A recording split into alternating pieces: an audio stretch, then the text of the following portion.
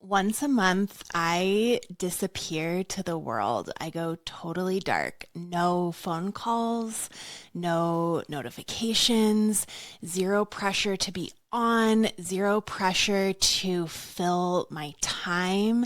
I just go completely off grid on purpose and unapologetically. This is a ritual that I call Moonday, and it's changed my entire relationship to my creativity, to my relationship with rest, and it's changed my relationship with my work as well. So, this is episode 87, and today I'm going to be sharing with you all about scheduled white space in a ritual that I call Moonday. You are listening to Skin, Earth, Vitality, the podcast where ancient wisdom meets modern vitality. If you are seeking to reconnect with your innate vibrancy, you're in the right place. I'm Emily Davis, a seasoned holistic esthetician and herbalist. Join me as we unlock the secrets of ancient skincare practices, explore the beauty of seasonal and nature-based living, herbalism, and true holistic well-being for you and the broader ecosystem. This podcast is brought to you by Stratum Aesthetics. Head to stratumaesthetics.com to find curated skincare, body care, and other wellness products hand-selected by me. Now enjoy the show. So what is Moonday? This is not to be confused with my weekly newsletter, which is also called Moonday. Similar vibe, totally different thing.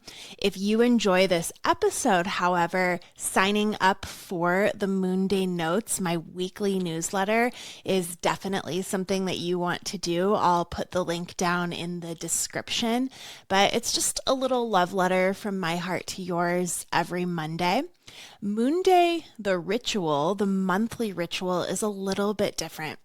This is scheduled white space in my time.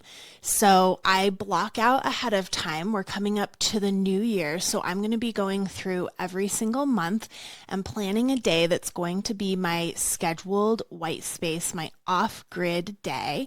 And it's non-negotiable. It's something that I hold very sacred and I honor and make sure that I stick to because it makes such a huge difference in my life. It's a day where I unplug from the world and I have zero pressure to do or be anything. And the rules for myself that I've created around this are I can't do chores. So this isn't a day where I'm catching up on laundry that I need to fold. I can't go grocery shopping. This isn't a day where I'm trying to get all of the things that are piling up done.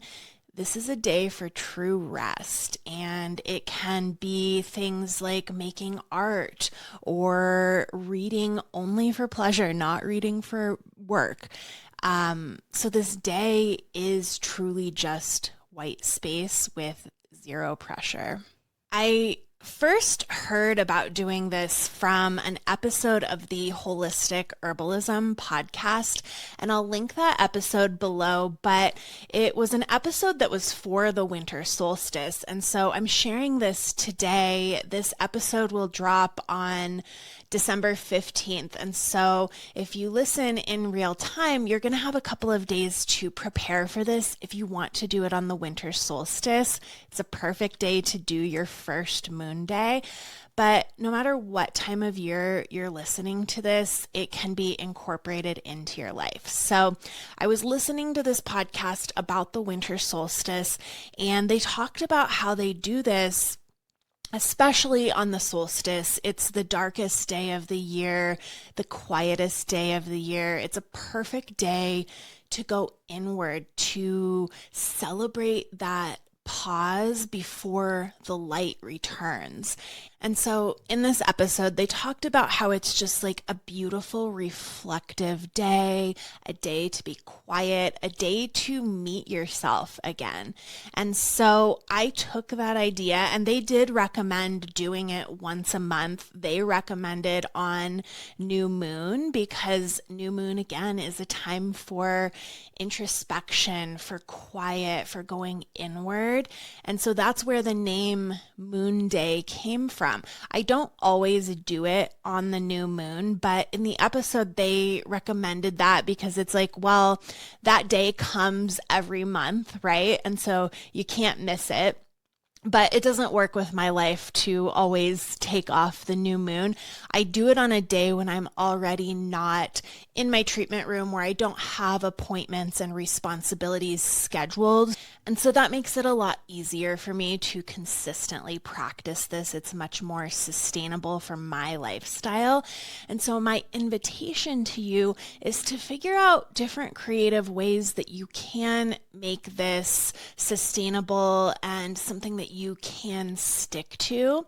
We're all in different chapters of our life, right? Maybe you have kids, and maybe this is something that you have your kids incorporate as well. You know, in the past, this is something that would happen like once a week. We would have a day where we weren't doing things. We would have, maybe Sunday as a day where things weren't happening. We weren't always go, go, go. And I think that this is such a beautiful practice and weaves into my work, because I'll tell you, I would say 95% of the people who I work with clench their jaw. And those who aren't clenching their jaw certainly have some tension in the traps, maybe the neck. We're all holding on so tightly. We're all gripping so tightly. And this is affecting us. It's affecting our health. It's affecting our mental well-being. And so we need to have downtime where we're not feeling the pressure to perform or to be productive. And so what makes this day different than just taking a day off of work, like your regular weekend? And for me, what makes it different, again, is like on the weekend, I'm catching up on laundry. I'm, doing all of the things to prep myself for the week ahead. I'm doing a deep clean of my house. I'm meal prepping, all of the things, more pressure on myself. And so it's not always actually a day off. It's not that I dislike doing these things, but it's not a day where I'm just fully resting. And I think it's pretty obvious that our culture treats rest more like a luxury rather than a human need. And I myself am very guilty of doing this. I'll talk in a little bit about the resistance that I often feel to this scheduled, structured white space. But because we are constantly exposed to stimulation and we see rest as a luxury, we almost, or I at least, subconsciously kind of villainize rest. And I see it as there's like some guilt associated with it. And I see it as like, well, I should be doing all of the things that I need to do. I should be building my empire. And so creating this, making it so it's like actually the rule is that you rest, it gives me that unapologetic permission. And so prepping for Moonday takes some intention. Ahead of time, I get my laundry done, I get the groceries done, I get everything prepared, and I have a plan. I think about what I'm going to eat during this day so that it's easy, or so that if I want to grab a cookbook, because I'm not using any tech on this day, I'm not grabbing my tablet to look for a recipe, I'm actually taking recipes from cookbooks, or I've pre-made something for myself. I will set up stations for myself so that I can just kind of like float or wander around and be like, oh, I feel like practicing my piano today. I feel like painting, whatever it is. I've got these stations set up so that I can just follow what feels good in the moment. Other things that I do to prep is I let people know that I'm going to be off grid so that I'm not sitting there worrying about, is my mom calling me? Is my mom freaking out that something happened to me because I'm not answering? I let them know to contact my partner if there's something big going on, or to just come to my house. Kind of like the old days where we weren't constantly reachable. I talk about the book Digital Minimalism kind of a lot, probably too much, but I read that book earlier this year and it was one of my top books of the year. I really loved it. And he talks about how this need to always be reachable is like a false sense of safety, because oftentimes if something happened, the likelihood of us being able to do something about it is pretty small. And so we just have this false sense of like, I must know the moment that something happens if something were going to happen.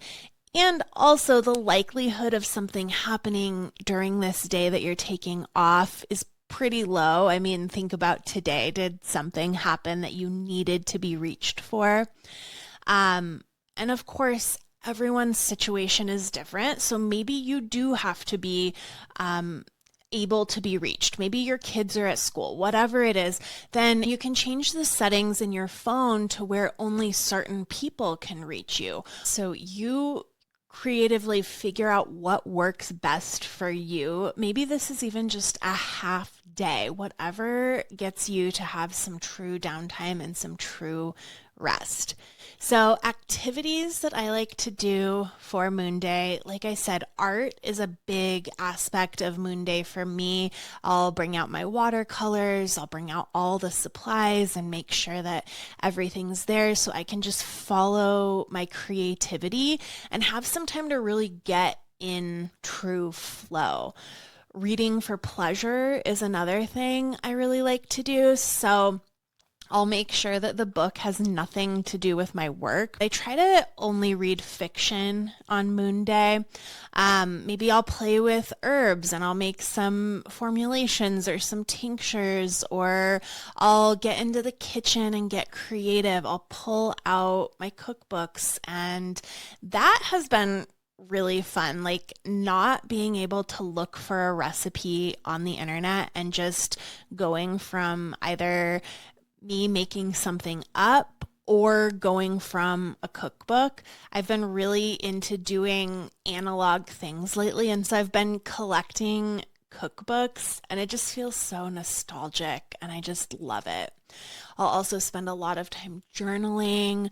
I'll go for really long wandering walks, like longer than an hour. I'll do puzzles. I'll spend time meditating without a meditation app, so just in my own silence. And it's just very interesting what comes up during this time. And that's why I like the journaling. I like to really comb through everything that's happening, coming up for me. It's a beautiful day. It feels like the 90s, and I look forward to it every single month. It's also like a mini vacation that I get to look forward to every month.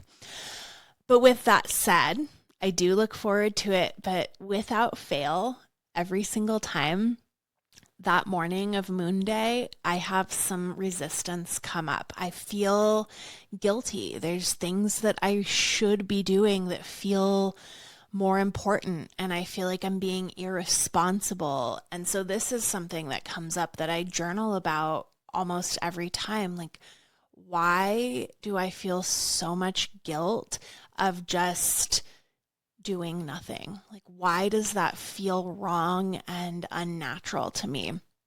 And so I just think this is a wonderful study in our own relationship with productivity. It has changed my relationship with rest. It feels less like it needs to be earned. It's still there. I've been doing this for a couple of years now.